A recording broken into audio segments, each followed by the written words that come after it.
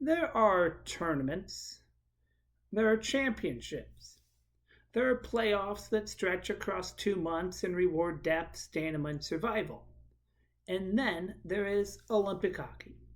Greetings from the Olympic Studios. I'm Ryder Bullock. Here is your men's 2026 Olympic hockey preview. In Milano and Cortina, amid alpine peaks and cathedral arenas, the sport returned to its purest form. Flags on sweaters, pride stitched into every shift. No contracts, no conferences, no salary caps. Just country. For 12 years, something essential was missing from the stage. Since the Sochi Games of 2014, the stars of the National Hockey League had not competed in the Olympic Games. The passion was still there, the effort was unquestioned, but the very best players in the world, the ones who define this era of the sport, were not here. An entire generation waited. They watched from home in Pyeongchang in 2018. They watched again 4 years ago in Beijing. Now they're finally here. And that changes everything. This is not merely another tournament. This is the return of hockey at its absolute peak, speed at its sharpest, skill at its highest level, pressure at its most unforgiving. 12 nations began this journey. 4 earned a direct path to the quarterfinals: Canada, the United States, Slovakia, and Finland. 8 others fought through the qualification round, knowing one thing: there is no Game 7. There is no tomorrow. Single elimination in hockey is ruthless. A bad bounce becomes a flight home. A hot goaltender becomes a legend. A single power play can define a generation. And that brings us to Team USA. The Americans arrive unbeaten in group play. Disciplined, decisive, confident. They didn't sneak through. They powered through. Balanced scoring, strong special teams, structured defense, and a roster built exactly the way USA Hockey envisioned during those 12 years of waiting. Elite forwards in their prime, mobile defensemen who can transition quickly and join the rush, goaltending that can steady the moment when the margins shrink. This is not a hopeful American team. This is a legitimate one who possibly could do something that no Olympic hockey team has done since the Miracle on Ice team in 1980, and that is win gold. But if the United States is going to do that, 3 things must hold true. First, they must control the pace. American speed is their defining trait. When they push through the neutral zone and force opponents to retreat, they're dangerous. When they dictate tempo instead of reacting to it, they look like the fastest team in the tournament. Second, special teams must deliver. In Olympic hockey, you might get 2 or 3 power plays. That's it. Conversion isn't optional. It's essential. The American power play has been crisp and confident. That precision must continue. Third, they must embrace the pressure. These players understand playoff hockey, they understand elimination games, but Olympic elimination hockey, with the very best players in the world on both benches, is different. There's no adjustment window. Greatness must arrive immediately. Across the bracket, Canada stands as the top seed, explosive, deep, and confident. They remain powerful and balanced, capable of overwhelming opponents in a single period. Finland waits quietly, disciplined, and suffocatingly defensive. Slovakia believes. Sweden lurks. But this tournament does not belong to anyone yet. It belongs to whoever survives the final weekend. What makes this moment special for American hockey is timing. For 12 years, fans wondered what this generation would look like wearing the crest on the Olympic stage. Not a world championship with a partial roster, not an exhibition play, but here, in Milan Cortina, with everyone present. Now we see it. We see the pace. We see the composure. We see belief. And belief spreads quickly in a short tournament. Olympic hockey reconnects the sport to something elemental: country over contract, anthem over arena music, childhood dream over professional routine. For many of these players, this was the first jersey they ever imagined wearing. Now they finally can. Win the quarterfinal, and momentum builds. Win the semifinal, and history looms. Win the gold medal game on Sunday morning, and this becomes the defining achievement of a generation. So, there are tournaments, and then there is Olympic hockey. The best players in the world are back on this stage, and Team USA stands ready to make the moment unforgettable.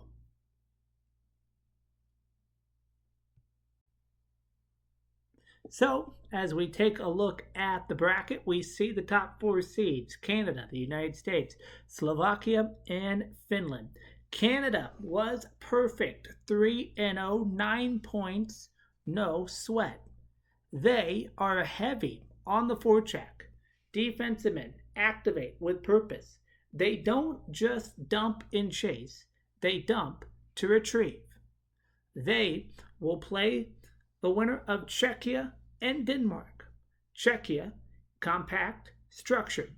They play tight through the neutral zone and can frustrate a favorite. If they score first, they can trap a team into mistakes. Denmark, fast, opportunistic, but thinner depth. They need special teams and a hot goalie. Reality, Canada's depth overpowers either one, but if Canada gets loose defensively, Czechia can make it uncomfortable. The Americans were clinical, 3-0, outscored opponents comfortably, and captured the second seed. Their identity: pace and structure. They don't cheat offensively. Wingers collapse low. Defensemen hold the blue line. They will play the winner of Sweden and Latvia. Sweden. Now we're talking. Take a look at this roster and notice the amount of NHL players they have. Sweden's plays layer defense, tight gaps, strong sticks, in passing lanes. They slow games down. This would be chess, not checkers. Latvia. High emotion, physical. They'll finish every check. But over 60 minutes against Sweden, it's a tough ask. If it's USA-Sweden, that's a 2-1 hockey game, face-offs, and special teams decided. The United States, though, did struggle against Latvia in the opening period, thanks to not one, but two successful coaches' challenges by Latvia that overturned United States goals. After that, though, the United States scored 5 unanswered goals. Slovakia. They come out of the toughest group. Speed through the neutral zone. Clean breakout passes.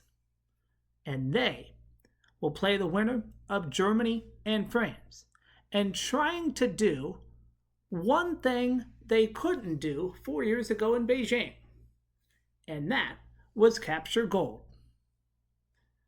They are the reigning and defending bronze medalists.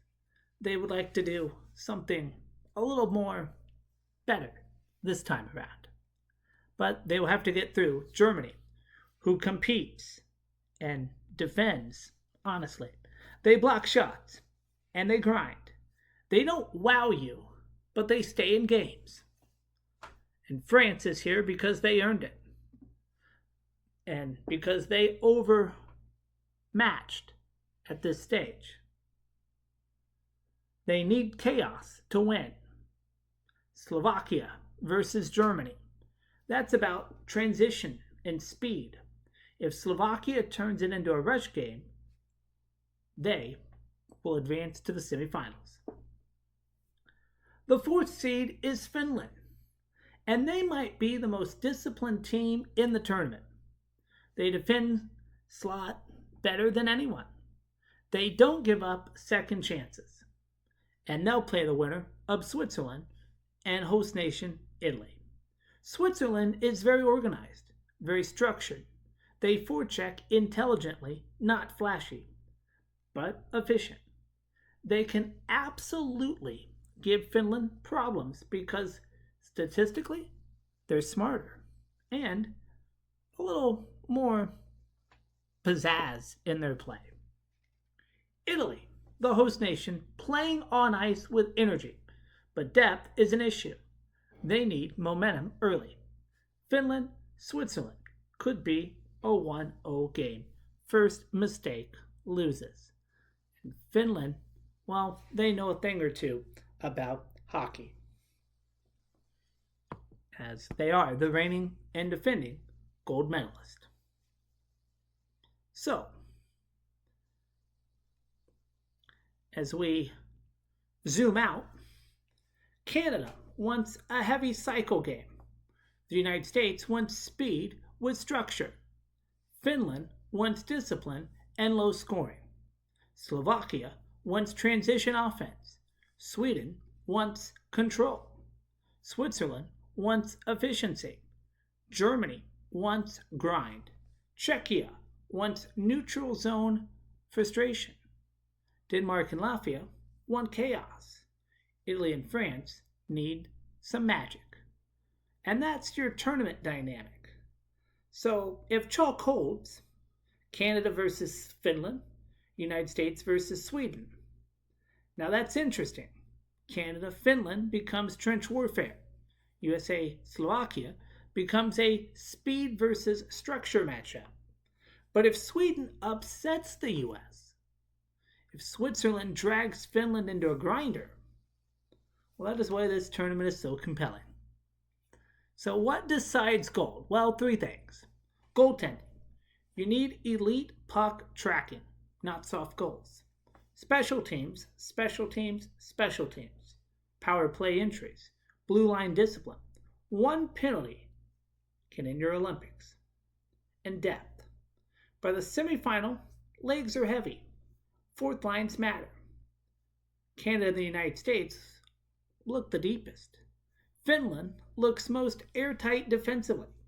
Sweden is a disruptor. Slovakia is a vitality team. So if you're asking me, Canada and the United States are on a collision course. But Finland wins ugly. And ugly wins tournaments. And don't sleep on Sweden knocking somebody out. This second week of the tournament, second week of the Olympics, is when Olympic hockey tightens. Benches shorten. Hits get heavier. Passing lenses disappear. Nobody remembers 3-0 in group play. They remember who survives 4 rounds. Canada sits atop of the bracket. The United States sits right behind them. Slovakia is dangerous. Finland is disciplined. And everybody else is hunting. By Sunday morning in Le Mans, one team will stand at center ice. And every bounce between now and then will matter. Now we play for keeps. This has been your Olympic men's hockey update. Enjoy the games of the 25th Winter Olympics in Milan and Cortina.